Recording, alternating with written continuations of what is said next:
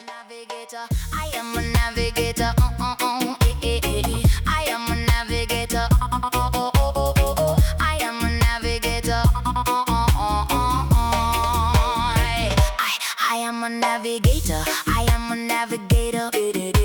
I danced where the heartbeat of Gaia was strong, where ancestors echo in drumbeat and song. Through deserts of memory, oceans of light, I gather lost fragments, returning to sight with feather and crystal, with smoking. No mai, haere mai te whānau. Welcome to the Moo podcast, and today we're interviewing an amazing wahine, Jenny Apatu Mauger, who ended up traveling on a waka all through the Pacific. So yeah, she's part of the Galactic Grandmothers of Moo, the Moo movement. She's been integral actually for us, and a main player in this beautiful shift that we're in, and really looking forward to introducing you all to her. Yeah, welcome, beautiful sister Jenny. Kia ora. Tēnā koe e te tuakana. Oh, so tell us all about yourself, your past journeys, and what led you to be the great navigator on the waka, and how did that all begin? Excuse me. We are a seed. E kākanoa hau e rui mai I Rangiatia. So we are all seeds from Rangiatia. So that's on this plane. Rangiatia is located in Taputapuatia. In Taria, the middle of Tahiti Nui. At Rangiatia, I'm not really familiar with the esoteric, but Rangi's sky, Atia is the space in front of, like the Marae Atia, the space in front of the Wharenui. So Atia is an opening. So there's a lot more going on in our ancient Moo languages than, it's all in there. It's all encoded, I'm sure. But I'm just busy speaking this other language that I'm more fluent in right now. But we live our light codes anyway. So, whether it's through the oral or our other forms of transmission, it's by our presence. So who am I? I'm a seed.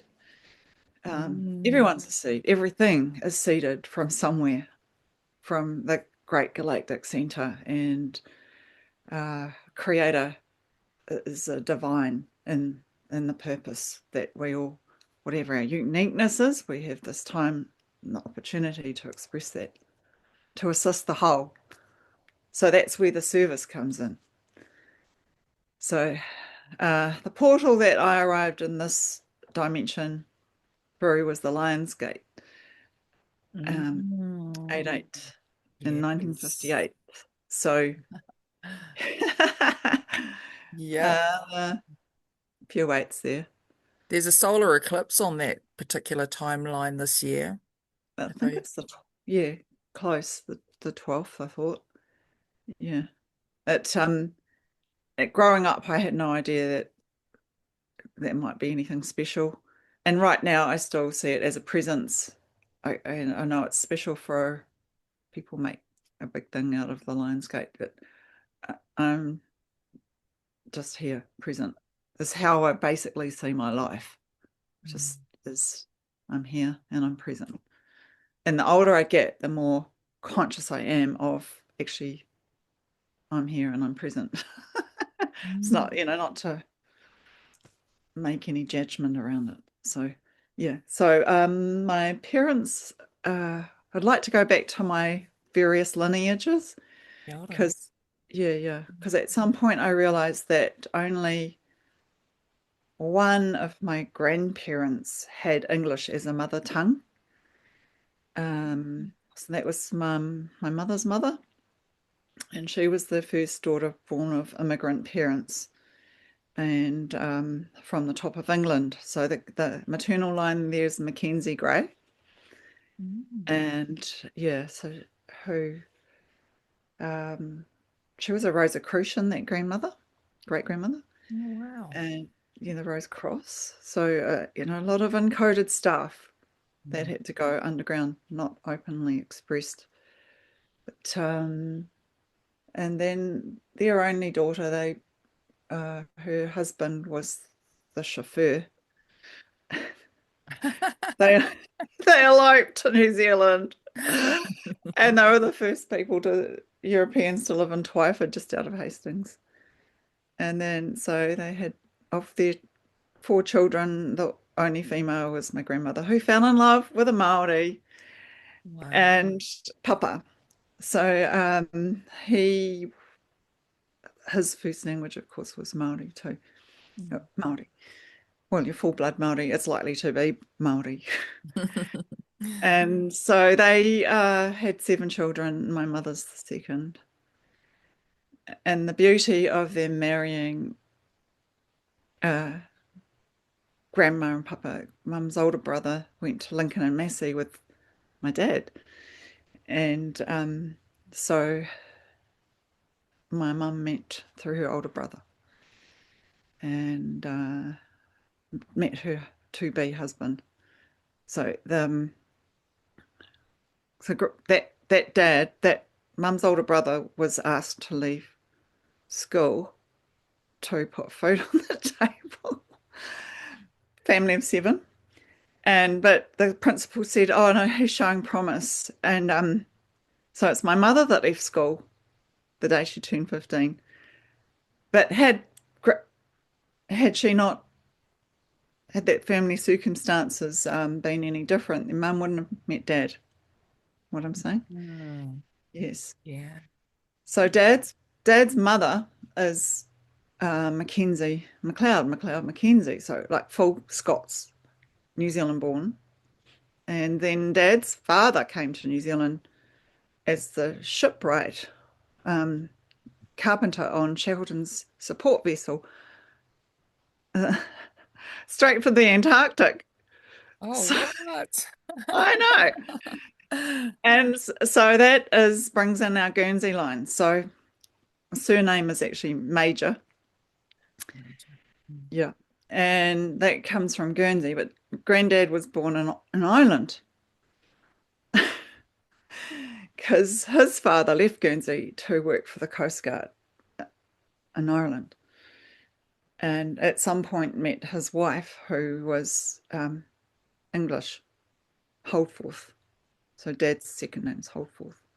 So in our family, we just tend to keep those names. That, more and more work I'm doing in the moo space and whatever intrinsic, extrinsic knowledge is, it's all coding. It's ancient coding, ancient. And what a privilege to be alive today to help transmit those and to lean into them a little bit further. Conscious, subconscious. And so here I am, the oldest cousin of those lines that I'm talking about. And I did experience the love of the only older grandchild who passed before I was born, sorry. And her name was Jenny. And I believe I received the love of the 2 Jennies through mum's parents. And I believe that is my life's work, is to be the transmission of that double aroha. Ki te mokopuna, mai ngā tepona, ki ngā mokopuna. Aye. I And and I'm seeing the Jenny and the genie and the genes. It's like it's all aligning and divinely attuned for you. So, yeah, and we have our battles, our self-worth, why, I don't know if it's a dark night of the soul but it's just we deal with the shadow. And part of the beauty of receiving my koe was that I got to see what they transmit to us. It's the dark, it's the lines that reveal what's behind. and you've got the whale's tail, is that correct? Yeah, the Yeah. anchor. Well, the power and the might that Mm, comes, mm, the part of the anatomy of the whale that then the thrust uh, mm. is their tail. So by the time I deemed myself worthy to receive these lines, took took 18 months to accept and another 6 months for the kaita, who is rangi kipa, and myself to be in the same space. So these lines had already come to him from the first time I inquired. And and I hadn't seen what he was, I left it completely up to him because artists know their art.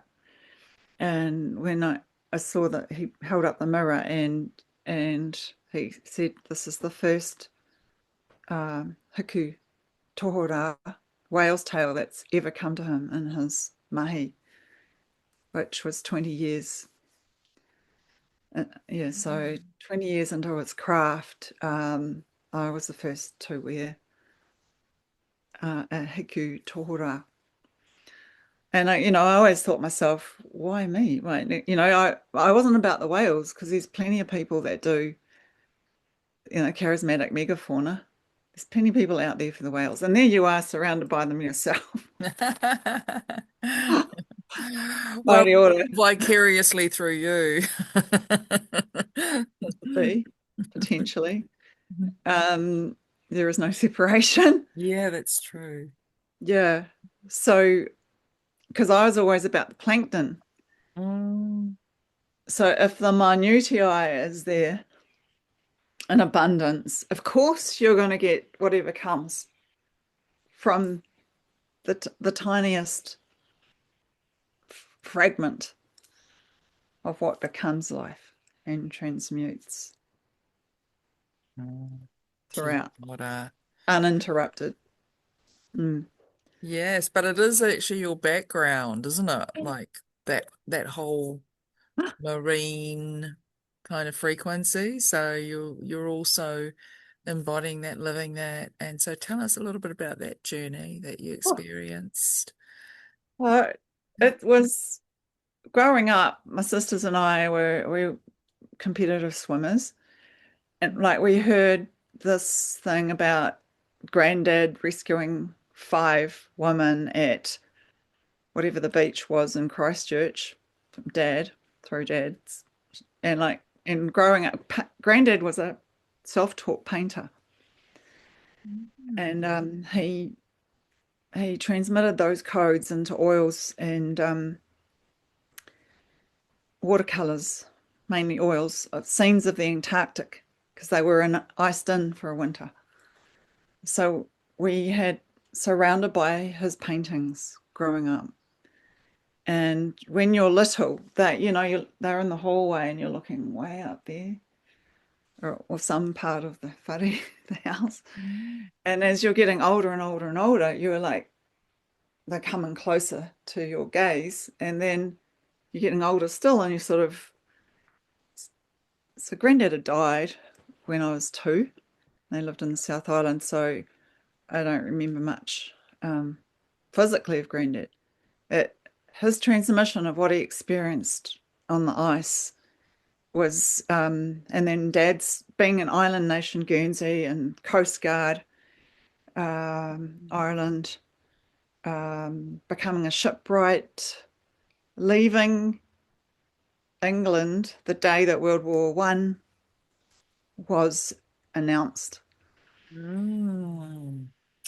And Shackleton offered back the vessel to the war effort at Churchill, I think it was, one word, proceed.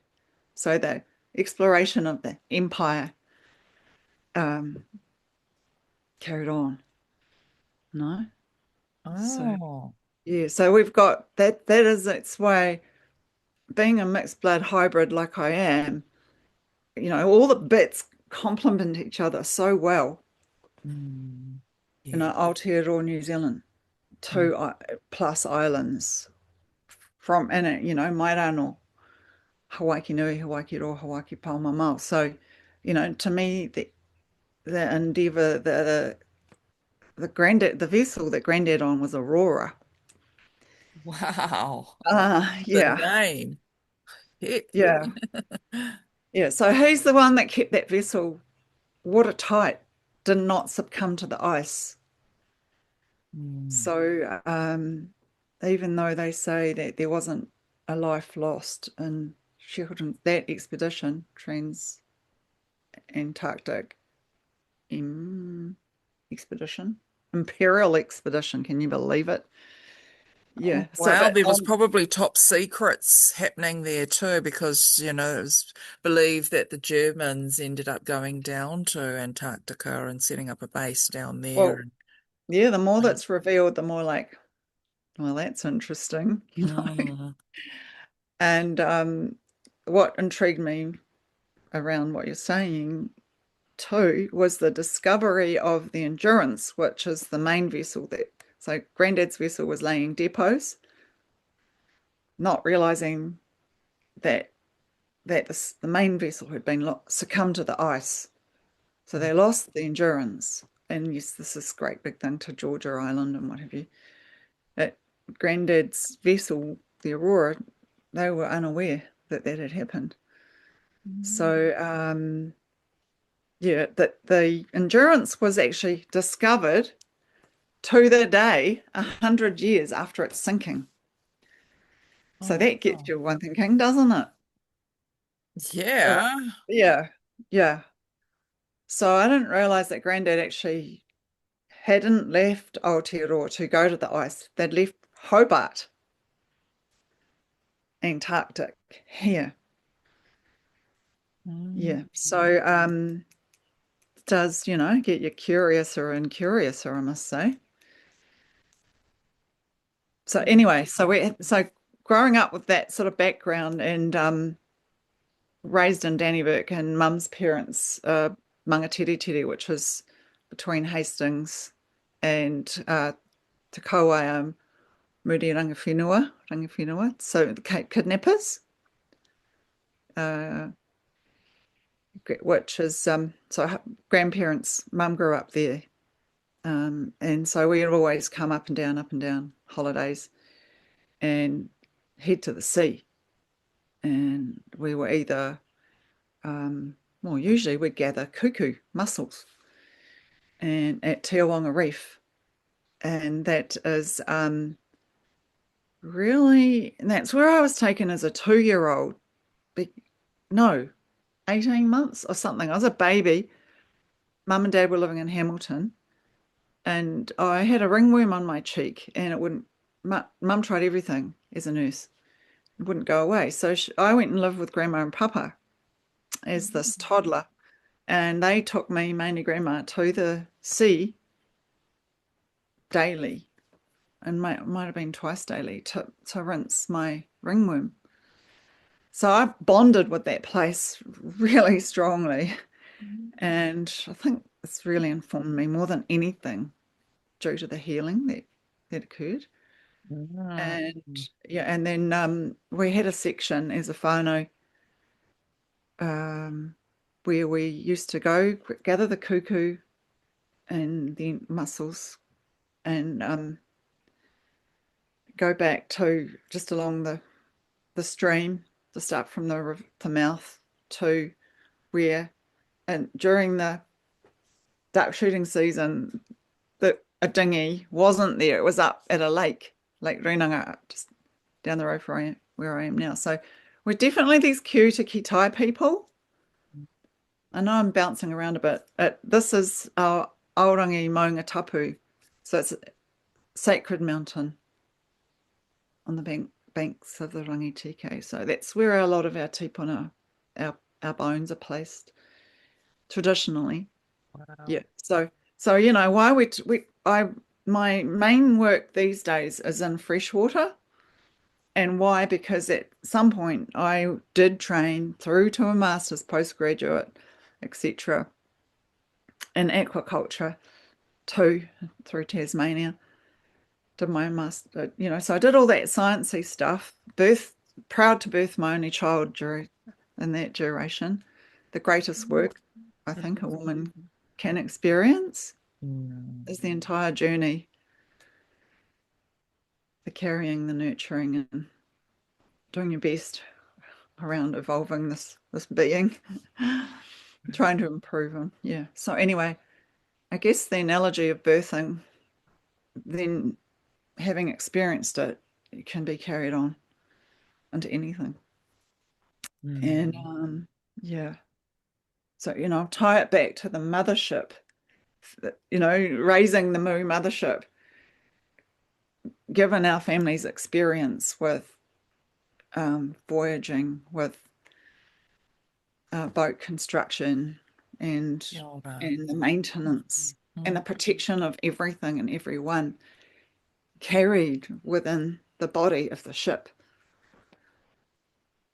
Sister, the construction of that waka, was that built to specs of the original one that came from Pacific all the way over to Aotearoa? Was it built on those? The one, so you're talking about Te Mana o Te Moana voyage, are you? I'm not too sure, but yeah, the journeys that you've participated in is what I'm. Well, I'm very blessed, I must say. So I just encourage anyone who has a chance to, or just be open to the moment when you voyage. You envisage it, you're going to voyage. There's no way around it. Your vision's that strong, you will be upon that waka as part of the crew.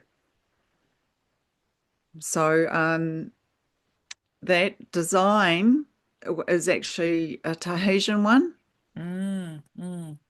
And Pa Davis from Rarotonga, who was an astrophysicist as well as the Prime Minister of the Cook Islands. Yes, so he built Te Autunga, and which was from a Tahitian design. So if you look at the profile of those, became the template for the 7 waka of our voyage. Yeah, and another one that Tairāwhiti that's been built since. Yeah, so that was a reenactment. So that voyage was called Te Mana o Te Moana, and philanthropist who believed he was a whale in a former life. Oh wow. Seriously. And the white whale called him from the Atlantic Ocean where he was searching. He was also a documentary maker. Dieter Pullman. So he and his wife, it was pitched to him at one of the Pacific Arts gatherings that happen every 2 years, by Fred Napier-Clamp and Guy Paratini, who was the actor. So they must have been having a yarn, and they at the film festival, and pitched this concept of the 7 waka of the Great Migration being reenacted. And this spoke to Dieter. So he spoke to her because he had been exploring he was drawn to the Atlantic to find a white whale. And then something told him to go to the Pacific, whereupon he and the white whale actually met. Oh wow, was this Migaloo? It could have been. Not sure. Wasn't Migaloo the first white whale? Not sure of the name. I'm more a concept person. So Dieter said to his wife, whose children by that stage were financially independent, what about, should we? So they did back this project and constructed these 7 waka, and they were meant to represent different parts of the Pacific. There was and it was to become a film, a feature-length documentary. And so there was a support vessel, which was Evohe. It's an ice-strengthened research vessel. Upon Evohe was the film crew. And then Dieter had his personal yacht. I can't remember the name of that yacht. So that was cool. So there were actually 9 of us that voyaged. At 7 were reconstructed vessels with crew from throughout the Pacific. So just asking a question around the construction of them. Were they what you would call pahi, where they're single hulled, or were they catamarans?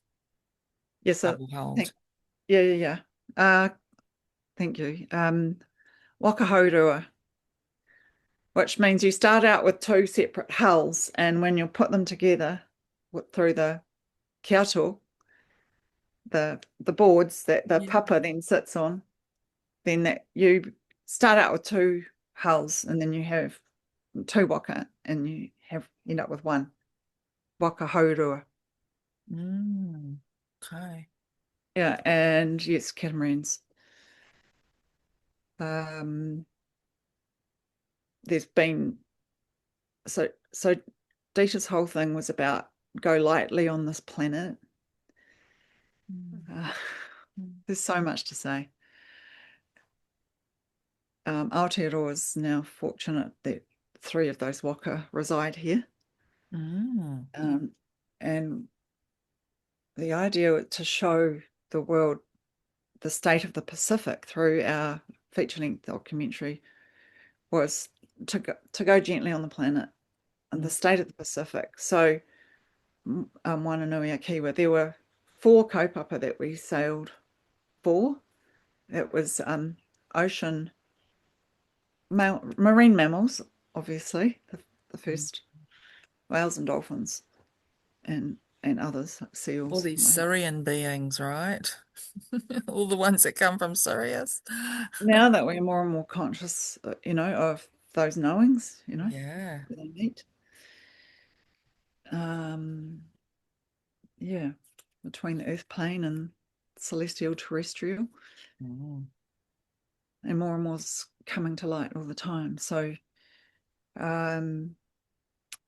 even the naming of the different parts of our waka, I'm pretty sure that knowledge is within the construction of those waka. So I was hoping that more might come out during our voyage, but the voyage was 18 months, no, 15, and I was on for the first 3.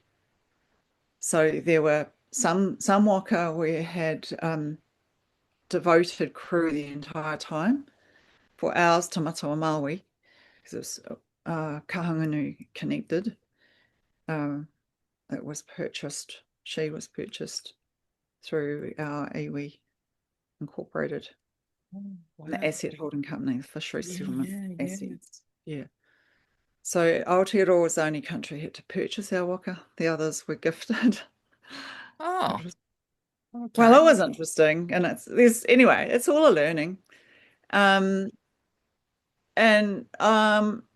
So here was I fortunate to be chosen, and my expertise had the reason I later learned was that of my nursing background.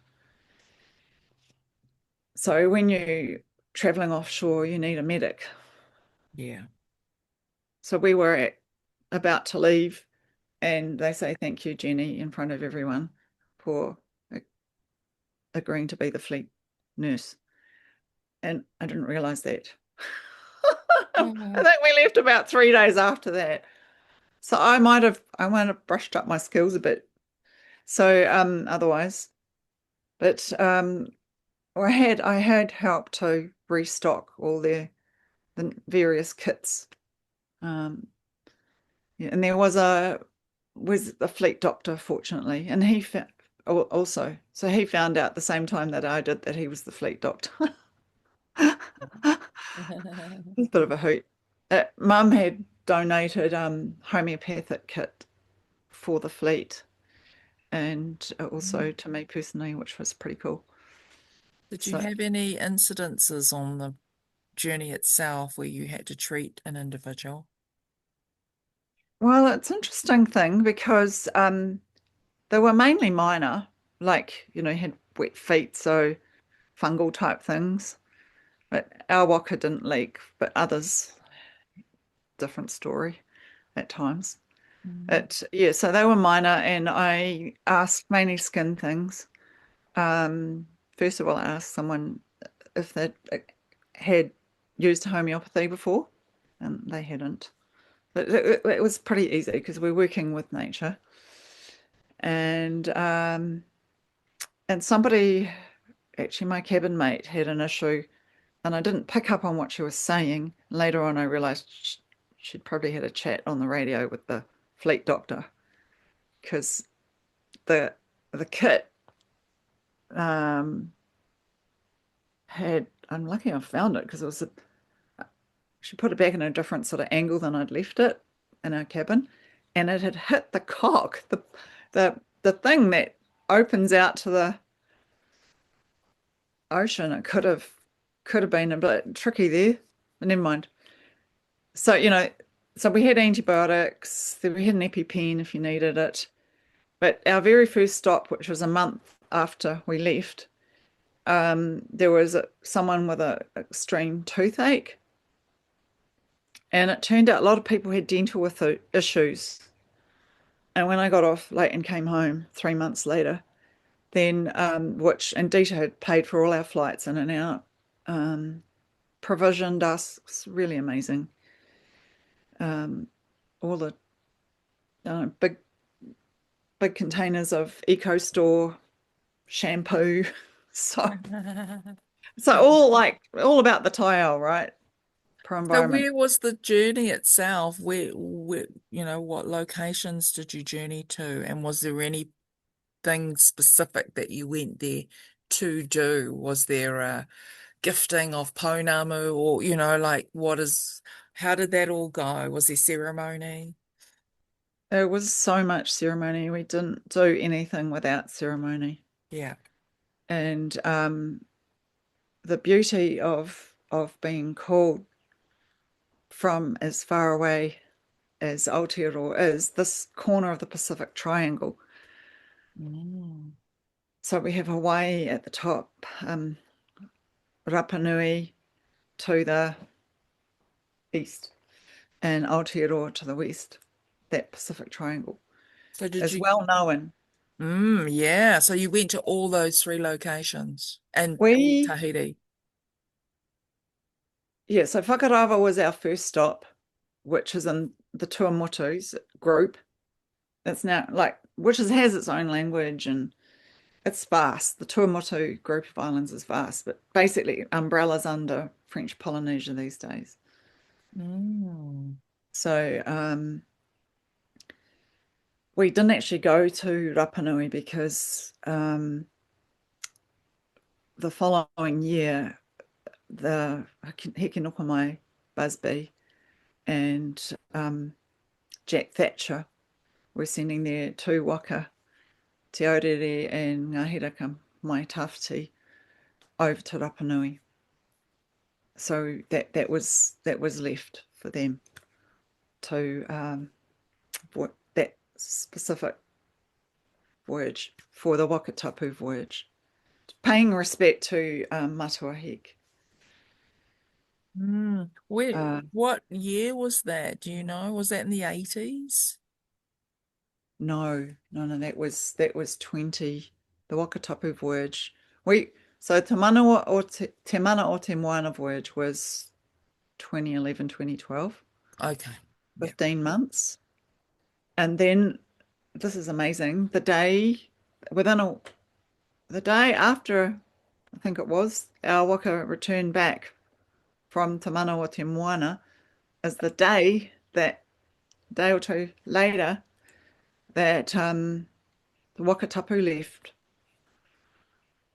voyage left for Rapa Nui. Oh, So like, wow. yeah, well, I think that's how our tipuna were coming and Yeah, going. yeah, You yeah, know, yeah. that was the aircraft of the day. Yeah, yeah, totally. And interestingly, it's out of how the international airports, Tamaki Makaurau. Well, that's the location, the locus, the center point for our waka construction. All those 7 waka were built in Auckland at Salt House. So, how has that affected your life, this particular waka journey, and how long was it for? So, you've had this period of time that you've been on this waka. The Yeah, conditions are kind of like pretty unusual. Not many people get to be exposed to all of the elements like that because I'm imagining that it wouldn't have even have a cover over the top. You would have been fully exposed all the time and you would have had storms and sun and gale force winds and all sorts and like enduring all of that and yeah, your reflections afterwards would have been massive. So how did that affect you, sister? well, first of all, we're all sea stars, us wahine that voyage. Sea Okay. star, you know? And you got the sea, you got the stars, because we're guided by the stars. And I think it's simple. Like, and I also believe that we're galactic because the fragments of stardust that became this what we rotate on here, this planet, it's all stardust. And actually, a guy reminded me of that before we sailed. So he's one of the whānau who didn't sail, but so those of us that are selected to as the komoana, the sailors, um, we sail for all those that aren't there. And I had a role as basically I coordinated all the communications between. Uh, no one knew where our waka was except for me. Oh, right. Yeah, yeah. Because when you're in the middle of something, you're focusing. Yeah, yeah. So I ended up being nominated to have a role, and that was quite easy because I love that stuff. Mm. You know, it's like a puzzle that's not a puzzle. It's just you squint and you can see. So so what did you say? But first of all, how How does that long? affect your life? Yeah, how's it So, affect your life? That's it. Kia ora. okay, so my personal biggest question prior to the voyage was I wanted to know the relationship between the microcosm and the macrocosm. That was my personal quest. Mm. Wow. And going back before that, my only child was leaving home. Obviously, them in school it hadn't been anyway. Leaving home, aged 16 or 17, 16, I think.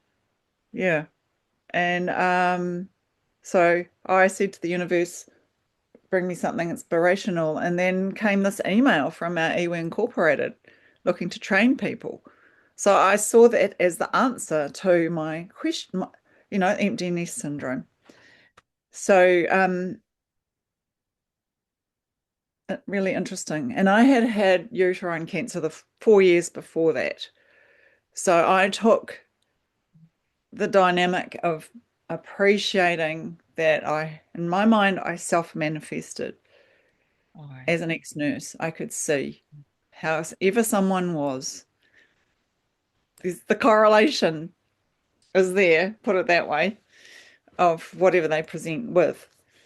And so I knew I owned that fully for myself when I Yeah, I manifested uterine cancer. So that's 19 years ago. Next year I'm going to celebrate 20. Yay. Oh, Yeah. wow. Yeah. So I took, Congratulations, by the way. That's amazing that you managed to overcome that and yeah. Well, go that through. is part of the voyage scenario because I'd been operating out of my tahatani, in, I believe, Mm, which was probably not paying much attention to myself. So in a single parent, in my mind, I was performance oriented, put in the long hours. Really, it was like harder, faster, longer, stronger was how I'd been operating in my life. And now you've got this issue. So like, okay, well, how do I flip that? Well, I had to learn what that I had to learn. I had to let go. yeah. And I'm still learning and like meeting you and bringing through what Auntie Rose carries, then so much the journey. It's very alive today. So 4 years prior to the voyage, child's leaving home, inspiration comes. I end up being selected because there was a training process, of course. And on the waka, I was looking for, because I'm already thinking tāne wahine, balance. I knew within myself. No, did I? No. Yeah, so in the hulls, the taha Maui, the left side, is the female facing forwards. The taha mato, the right side, is te taha tane. So and also our masts, you have female and male balance there. So in our waka Tomato Maui, the power came onto the power comes onto the mainsail. The power's the wind, and then the direction is the whatever the behind sail is called, forgotten. And so if we had kahungunu was our main sail, and well, they're both main sails really, and Rongamai Wahine, his wife, was the second sail, and behind. So the direction came from Rongamai Wahine. Although I've heard some people say, I basically intimate that it could very well be the reverse, and why not? Because Mm, that's the complementarity of balance. yeah. It shifts. Yeah. So Absolutely. yeah, Wanted to ask you too, sister, how long was that journey for? And it, the mm. locations that you visited, whereabouts were those specific locations? Well, personally, I was only there for 3 of the 15 months, and three of those 15 months were actually in dry dock during winter. It's called winterizing, and you do all your maintenance. So that was in San Diego. But I was on the first three legs, Aotearoa, Whakarawa, and the Tuamatus, Whakarawa to Nukuhiva in the Marquesas, which is where I received this tattoo. Mm, Yeah, which I can talk about more later. But anyway, um, yeah, that's the place where the symbols that you see in the movie Moana, the Marquesian branding of tattoos mm. from the Marquesas. Bit So like Tahitian tattooing as well. they're all related. Yeah. Yes. So we were very conscious that there's strong analogies. So we only stayed, there's 7 canoes, waka horua, plus the other two. And our crew swelled whatever the island population was at the time, we made a huge impact. So food and water, we didn't want to, we were very conscious not to utilize too much of the locals' resources. And no matter where we went. So that's a basic principle. And the Hawaiians have got an amazing saying referring to island earth,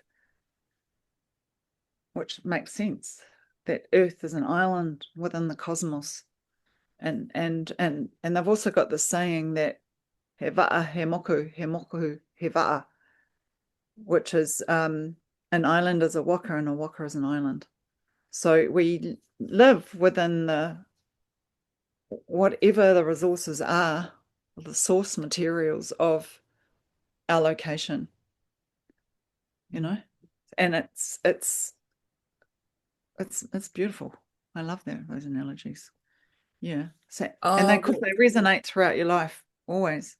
Sorry? No, I'm just realizing that we're coming to the end of our interview, and we haven't spoken about your Arcturian journey and the galactic frequencies that you're holding, and how do they relate to, the land, water, sky that you reside upon and that you honor, and the ways in which you honor them, which I see regularly and I love. But how does that all fit in together, sister? Well, as far as I can tell, everything that exists is frequency. So through Vivian Chauvet in the Arcturian University, which I'm also enjoying, it's all frequency. Yeah. So,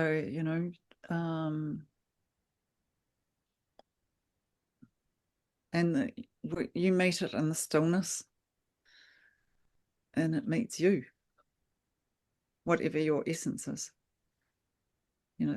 So the honor of actually being here and in the jaws of prophecy, to be one of the people embodied at this time is, we're told, is no mean feat.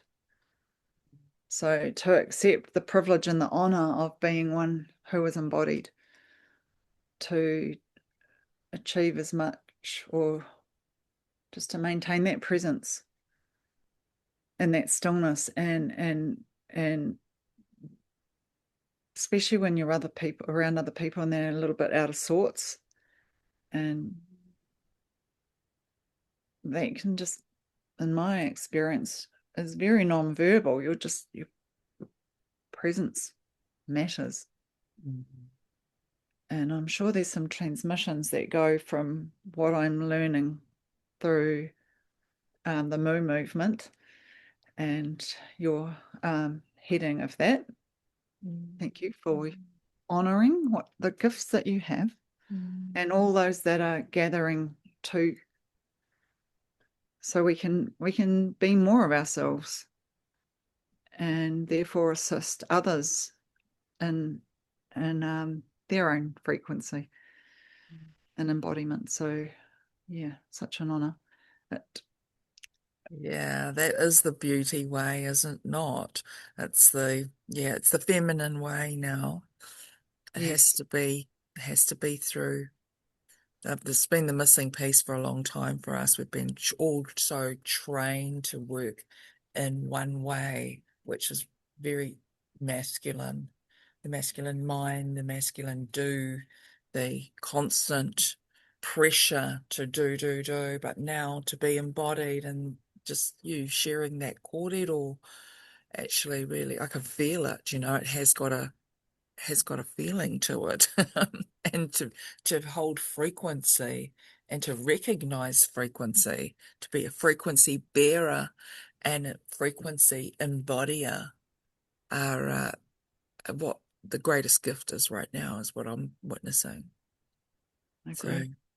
yeah, and thank you so much, sister, for being a part of this journey with us. Thank you for this beautiful sharing today. Are there any final words that you'd like to leave for the audience today? Well, you repeatedly asked me where our waka went, so shall I share that? Yeah, yeah, definitely. Okay. So, Aotearoa Whakarawa, Nukuhiva, Hawaii. So, Big Island and then up to Oahu and across to San Fran, where they met the Chumash people. Yeah, everywhere we stopped, everywhere we left, ceremony, ceremony, ceremony. No exceptions. Mm. So it was wonderful. And that's probably when I started growing my hair because I went like, there's all these natives with long hair. Yeah, well, it suits you, sister. You're Oh well, anyway, there's a reason, I'm sure. Then so that's where Marketing from the Waitaha Nation flew into San Fran, closed the hoop mm, of whenever Waitaha left to Island and the ancestors sang. So her and Marketing and Awhina Tumi beautiful. exchanged karanga in San Fran, right under the Golden Gate. Well, just on the other side. There's a big story there. It's a big story. I can feel it actually. And Mm. then our waka, without me, or our tinana, carried down that coast, the west coast, the US, winterized in San Diego, went down to where they were fishing big time, and now they've got a marine sanctuary, witnessed finning, shark finning. It's very dark, somber. The pictures and the documentary that came out showed the scenes from there. It was in Mexico, Carlos San Lucas, or something like that. Cabo San Lucas, something like that. It went to Galapagos, which is really in my heart where I wanted, imagine going to Galapagos. Well, our seven waka went there, or six did. The Tahitians went back from Hawaii, and then included Samoa. Yeah, sorry, I just fell off. Then they ended up at one of the Pacific Arts festivals in the grand finale, and the waka sort of went their separate ways from that point on, I believe. Yeah, I didn't mention, and we've all just stayed in touch. Once you're part of the ohana, you're part of the whānau. Once you've taken part for life, and so as I said before, the voyaging crew, that's our honor and that's our privilege to carry on behalf of those who aren't there. So none of us could sail without the shore crew. So the shore crew, and I believe, don't really get enough recognition, because the sailing crew couldn't sail without the shore crew. Yeah, Yeah, through that. yeah. And then I was blessed to take part in a voyage to Australia, and on Honui was Honui brings in he's a he's got a beautiful puhoro. He was meant he was Va'atele, Wakatiri. He was meant to be for the Western Samoans, but they had a tsunami and didn't take her out to sea, then that was the opportunity where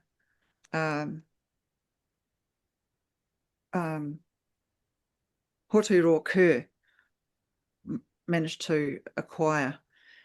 It's how Aotearoa ended up with a second waka, and then Hine Moana was a Pan-Pacific waka, and she ended up also with Hoturoa, which is eventually.